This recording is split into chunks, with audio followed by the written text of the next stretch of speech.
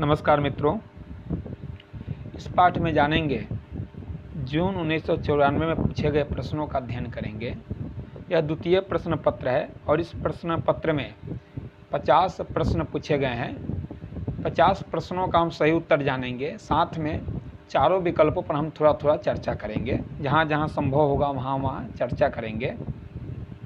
यह जो पुस्तक है यह संस्कृत गंगा की पुस्तक है। बहुत बढ़िया पुस्तक है और यह पुस्तक इस पुस्तक का एक खासियत है कि जो भी प्रश्न होगा वो प्रश्न का स्रोत भी दिया जाता है और सही उत्तर जो होंगे वह नीचे दिया गया है। जैसे मान लीजिए वेद शब्द से क्या अभिप्रेत है, तो ज्ञान सही उत्तर है और यहाँ भी सी दे दिया। 1 नंबर प्रश्न का यहाँ सी दिया है उत्तर, तो ये भी एक हैसियत है।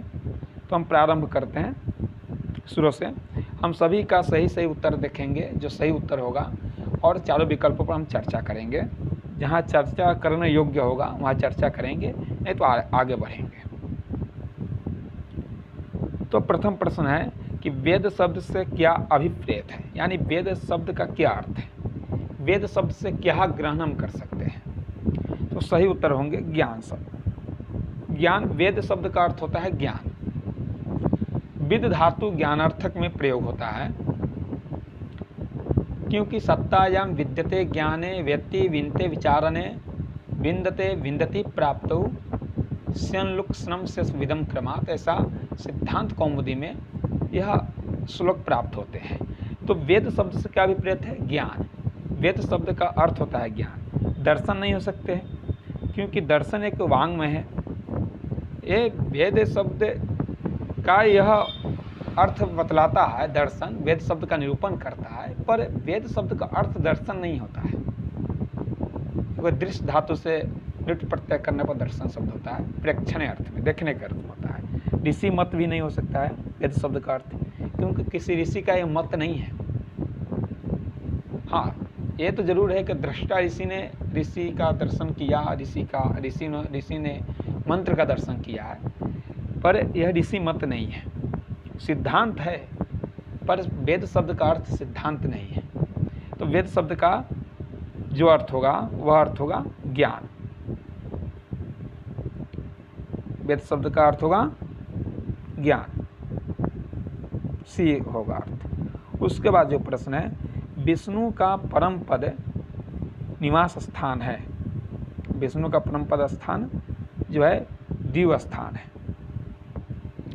आप निरुक्त पढ़ेंगे तो निरुक्त में यास्काचार्य सभी देवताओं का अलग अलग स्थान निरूपण करते हैं, जिसमें विष्णु का है, सविता उषा इत्यादि का जो है दिवस्थान है। कुछ देवता जो है अंतरिक्ष स्थान में रहते हैं, कुछ देवता जो हैं भूलोक में, जैसे अग्नि है वो भूलोक में, इंद्र हैं, वायु हैं, ये अंतरिक्ष में रहते हैं, और विष्णु जो है वह दिवस्थान में रहते हैं। हृदय जो है यह एक कल्पित है यहाँ। उसके बाद ऋग्वेद में मंडल हैं। ऋग्वेद में कितने मंडल हैं, तो 10 मंडल हैं। ऋग्वेद में कितने मंडल हैं, 10 मंडल हैं। 15 मंडल नहीं है। 8 जो है वह अष्टक है। 8 जो है वह अष्टक हैं, 7 कुछ भी नहीं है। तो ऋग्वेद में मंडल कितने हैं, 10 मंडल हैं। उसके बाद चौथा प्रश्न जो है, ज्ञान कांड किसका विषय है। ज्ञान कांड जो है उपनिषदों का विषय है। उपनिषदों का विषय है, क्योंकि वैदिक वांग में 2 भागों में विभाजन कर सकते हैं, एक कर्मकांड भाग, एक ज्ञान कांड। कर्मकांड में क्या होता है कि कर्मकांड में होता है कि ब्राह्मण ग्रंथ आते हैं, संहिता आते हैं। ज्ञान कांड में होता है उपनिषद और आरण्य का ग्रहण होता है। तो ज्ञान कांड जो है उपनिषदों का है, आरण्यकों का है। शुक्लवेद जो है इसका ज्ञान का क्रमकांड है। इसमें प्रातिशाख्य जो है इसमें वर्णोच्चारण विधि बतलाया गया है। ब्राह्मण ग्रंथों में विधि भाग का निरूपण है, क्रमकांड का निरूपण है। उसके बाद 5वां प्रश्न है, नारद सनत कुमार संवाद आता है। नारद सनत कुमार संवाद जो है वह छांदोग्योपनिषद में आता है। छांदोग्योपनिषद में नारद सनत कुमार संवाद आता है। केनोपनिषद में जो है और सामवेद से संबद्ध है। और इसमें ये उमा हेमवती में आख्यान आता है। तैत्तिरीयोपनिषद में जो है शिक्षा इत्यादि का चर्चा हुआ है। भृगुवली है, शिक्षावली है, ब्रह्मानंदवली है, इसी में है। प्रश्नोपनिषद में 6 प्रश्नों का चर्चा हुआ है। उसके बाद पुरुष सूक्त आता है। पुरुष सूक्त किस में आता है? ऋग्वेद में आता है। ऋग्वेद में पुरुष सूक्त आता है।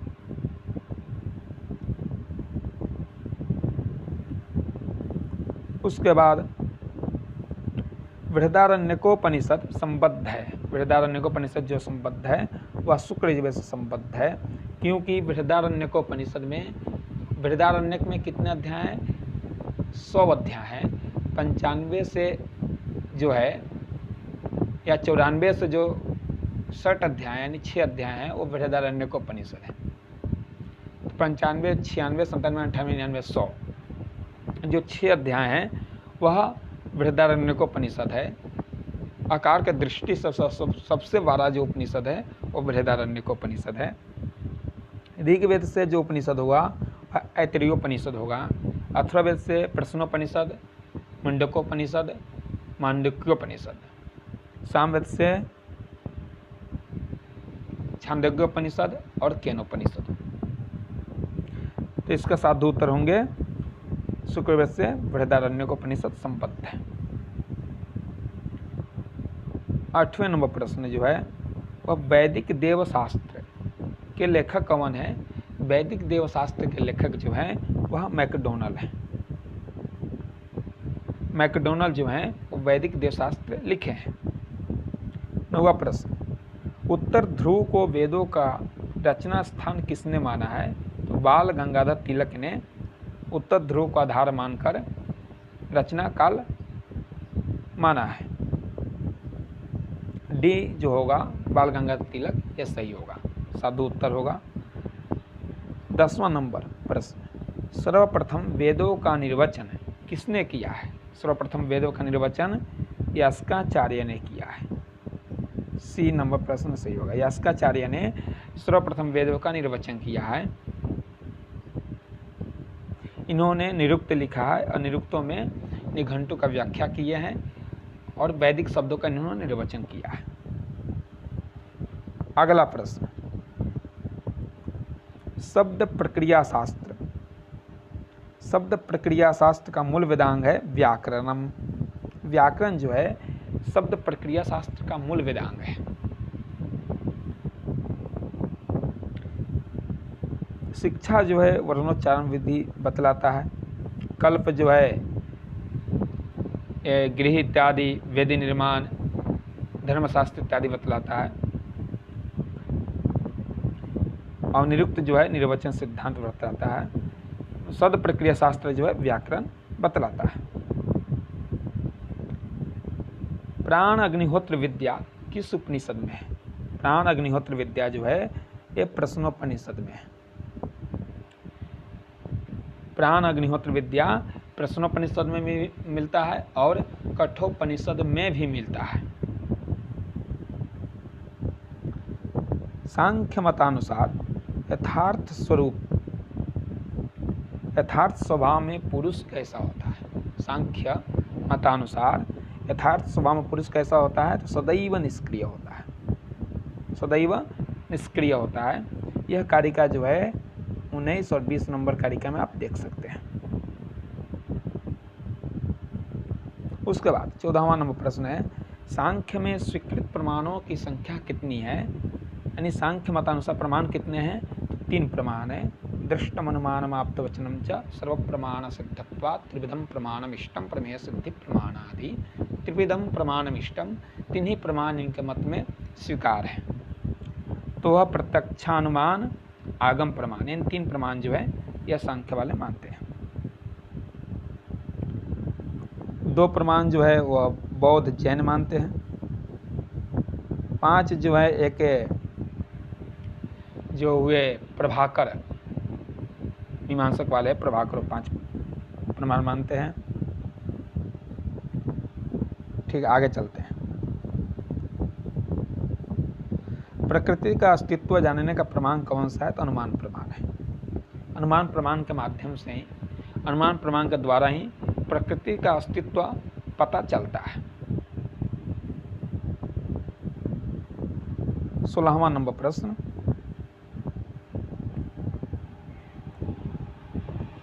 सांख्य अनुसार मोक्ष का साक्षात कारण है।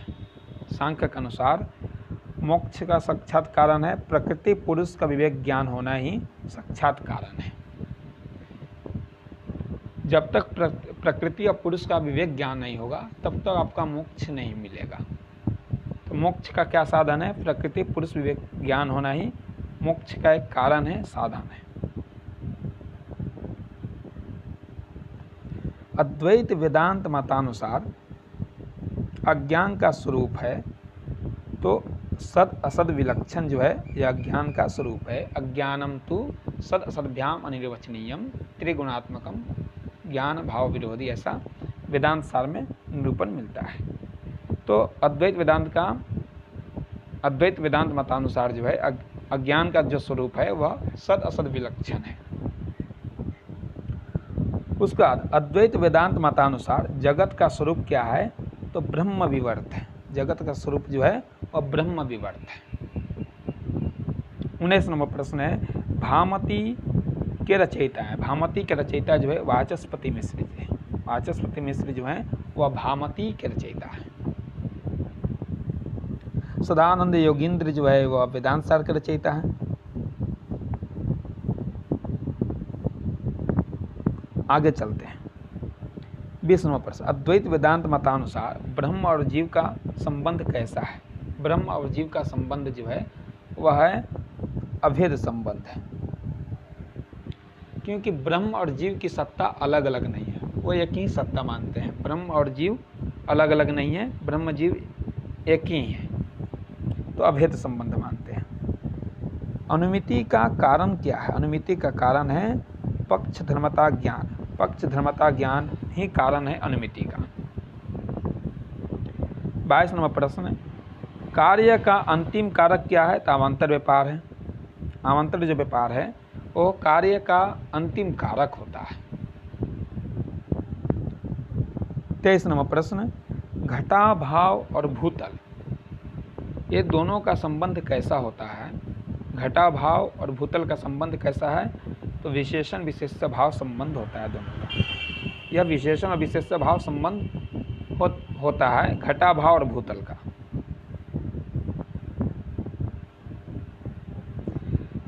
24 नंबर प्रश्न, न्याय मतानुसार जीवात्मा का परिणाम होता है तो विभू परिणाम होता है। न्याय मतानुसार जीवात्मा का विभू परिणाम होता है। 25 नंबर प्रश्न, उपधा का लक्षण पाणिनि के अनुसार है। उपधा का लक्षण क्या है? तो अलोन्त्यात पूर्वोपधा। अलोन्त्यात पूर्वोपधा। तक्तवतु निष्ठा इस्त्राख्यो नदी और सुप्तिगंतम पदम। ये पद संज्ञा करने वाला सूत्र है। इस्त्राख्यो नदी संज्ञा करने वाला सूत्र है। तक्तवतु निष्ठा ये निष्ठा करने वाला सूत्र है। उपधा का लक्षण दिए पाणिनि जी, अलोन्त्यात पूर्व उपधा, ये सही है। उसके बाद है प्रश्न, पाणिनि के अनुसार आ ऐ औ की संज्ञा होती है। आ ऐ औ की क्या संज्ञा होती है? तो वृद्धि संज्ञा होती है। आ ऐ औ की वृद्धि संज्ञा होती है। अ ए ओ की गुण संज्ञा होती है। अ ए ओ की गुण संज्ञा होती है और आ ऐ औ की वृद्धि संज्ञा होती है। पाणिनि के अनुसार कर्म का लक्षण क्या है? कर्तोरिप सिद्धतमं कर्म, यह कर्म का लक्षण है। कर्तोरिप सिद्धतमं कर्म, यह पाणिनि के अनुसार कर्म का लक्षण है। चोर भयम पद में समास है, तत्पुरुष समास है। पंचमी भयेन सूत्र से चोरात भयम चोर भयम, यह तत्पुरुष समास है। 29 नंबर प्रश्न, हरित्रातः का विग्रह वाक्य क्या है? हरित्रातः का विग्रह वाक्य है हरिना त्रातः हरित्रातः। हरिना त्रातः हरित्रातः, यह विग्रह वाक्य है। 30वां प्रश्न, समया के योग में कवन से विभक्ति होती है? समया के योग में कवन से विभक्ति होती है? तो द्वितीया विभक्ति होती है। द्वितीया विभक्ति होती है समया के योग में। अभितः परितः समया निक्षा हा प्रतियोगे भी द्वितीया विभक्तिर्भवति। अभितः परितः समया निक्षा इत्यादि के योग में द्वितीया विभक्ति होती है। उसके बाद द्वादश पद में समास है। द्वादश पद में कौन सा समास है? तो द्वादश पद में द्वंद्व समास होगा। द्वौ च दश च द्वादश, यह द्वादश पद में द्वंद्व समास होता है। 32वां प्रश्न, द्विमूर्धा पद में समास है। द्विमूर्धा पद में बहुव्रीहि समास होगा। द्वौ मूर्धानौ यस्य सः, द्विमूर्धा, द्वौ मूर्धानौ यस्य सः द्विमूर्धा, द्वित्रिभ्याम समूर्धनः, इस सूत्र से होता है। उसके बाद वैदिक भाषा किस भाषा के सबसे निकट है? तो अवेस्ता भाषा के सबसे निकट जो है, अवेस्ता जो भाषा है उसके निकट है वैदिक भाषा। ध्वनि के आधार पर भारोपीय भाषा का मुख्य विभाग कितने हैं? 2। ध्वनि के आधार पर भारतीय भाषा का मुख्य विभाग है 2। भारतीय भाषा से संस्कृत चवर्ग की उत्पत्ति बताने वाले विद्वान हुए कालिदास। जो विद्वान है यह बतलाए हुए हैं कि चवर्ग की उत्पत्ति नियम जो है वह कालिदास विद्वान बतलाए हैं। दिगंबर जैन अनुयायियों की मुख्य भाषा है सौरसेनी। सौरसेनी जो है और दिगंबर जैन अनुयायियों की भाषा है, क्योंकि जैन 2 संप्रदाय वाले हैं, श्वेतांबर दिगंबर। और दिगंबर जो जैन है उनका मुख्य भाषा है सौरसेनी। सहसा विदधीत न क्रियाम अविवेक परमापदाम पदम, यह प्रसिद्ध जो सूक्ति है किस ग्रंथ में उपलब्ध है? तो किरातार्जुनीयम जो भारवी लिखे हैं उसमें यह सहसा विदधीत न क्रियाम अविवेक परमाम पदाम पदम, परमा पदाम पदम, यह प्रसिद्ध सूक्ति प्राप्त होता है किरातार्जुनीयम में। रघुवंश जो है यह कालिदास का है महाकाव्य। शिशुपाल वध जो महाकाव्य है यह माघ का है। बुद्धचरितम अश्वघोष का है, यह महाकाव्य है। सालमली वृक्ष का वर्णन किसमें है? कादम्बरी में। कादम्बरी में सालमली वृक्ष का वर्णन प्राप्त होता है। वसंतक किसमें है? तो रत्नावली में। वसंतक जो पात्र है, वसंतक का पात्र जो है विदूषक, वह रत्नावली में प्राप्त होता है। उत्तर रामचरितम में कोई विदूषक है नहीं। मृच्छकटकम में मैत्रेय है। अभिज्ञान शाकुंतलम में जो है मांडव्य है। वसंतक जो है रत्नावली में। उसके बाद 40वां प्रश्न जो है, अहो उदार रमणीया पृथ्वी, अहो उदार रमणीया पृथ्वी, यह वाक्य किस नाटक में है? तो अभिज्ञान शाकुंतल नाटक में है। अहो उदार रमणीया पृथ्वी, यह दुष्यंत जो राजा हैं वह बोलते हैं। अहो उदार रमणीया पृथ्वी, यह 7वें अंक में है अभिज्ञान शाकुंतल के। मुद्रा राक्षस जो है यह भी नाटक ही है। वेण संगार भी नाटक ही है। मालविकाग्निमित्रम कालिदास के ही नाटक है। उसका अज विलाप किस में है? अज विलाप जो है रघुवंश महाकाव्य में वर्णित है। अज विलाप रघुवंश महाकाव्य में 8वें सर्ग में अज विलाप है। स्वप्नवास दत्तम जो है भास की यह है नाटक है। नैषधीय चरितम कुमार संभवम जो है कालिदास की। नैषधीय चरितम श्रीहर्ष का है। ऋषीणाम पुनराद्यानाम वाचम अर्थनुधावती, यह प्रसिद्ध सूक्ति कहाँ में प्राप्त होता है? तो उत्तर रामचरितम में। ऋषीणाम पुनराद्यानाम वाचम अर्थनुधावती, यह उत्तर रामचरितम में प्राप्त होता है।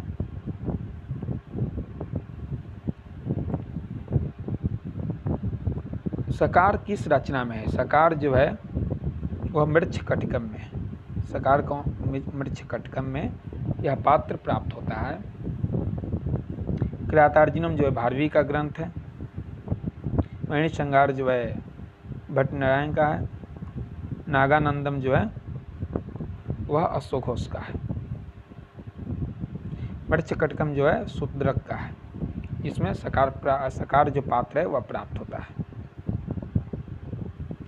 उसके बाद आचार्य विश्वनाथ का काव्य लक्षण है। आचार्य विश्वनाथ का काव्य लक्षण है वाक्यम रसात्मकम काव्यम। सी सही होगा, वाक्यम रसात्मकम काव्यम, ये सही होगा। शब्दार्थो सहित काव्यम जो है भामह का है। रमणीयार्थ प्रतिपादक शब्द काव्यम, ये जगन्नाथ का है। शरीरम तवदिष्टार्थ व्यवच्छिन्ना पदावली, यह दंडी का है। उसके बाद साक्षात संकेतित अर्थ की बोधिका कौन है? अभिधा। अभिधा के द्वारा, अभिधा जो शक्ति है, अभिधा शक्ति के द्वारा साक्षात जो है संकेत अर्थ का बोध कराता है। संकेत जो अर्थ होता है उसका बोध कराने वाला जो शक्ति है वह है अभिधा शक्ति। रति स्थायी भाव वाला रस है श्रृंगार रस। श्रृंगार रस का स्थायी भाव रति है।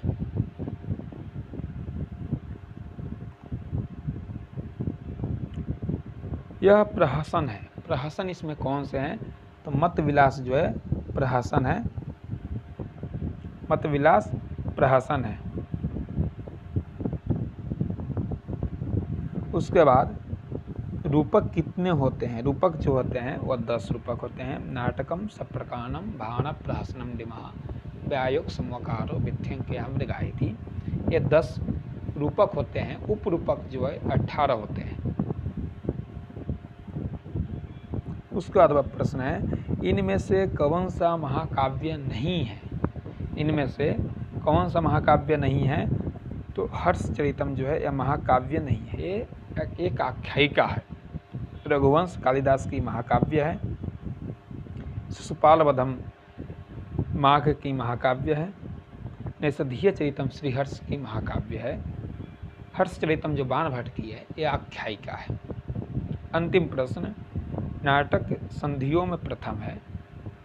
जो 5 संधियाँ होती है, मुख, प्रतिमुख, गर्भ, विमर्श, निर्वहन, उनमें 5 संधियों में सर्वप्रथम जो है मुख, यह प्रथम संधि है। नाटक में सबसे प्रथम संधि जो है मुख है। द्वितीय जो है प्रतिमुख है। तृतीय गर्भ है। विमर्श चतुर्थ है। निर्वहन जो है 5वां संधि है। तो इस भाग में 50 प्रश्नों का हमने यथासंभव चारों विकल्पों का अध्ययन किया। अस्तु, धन्यवाद।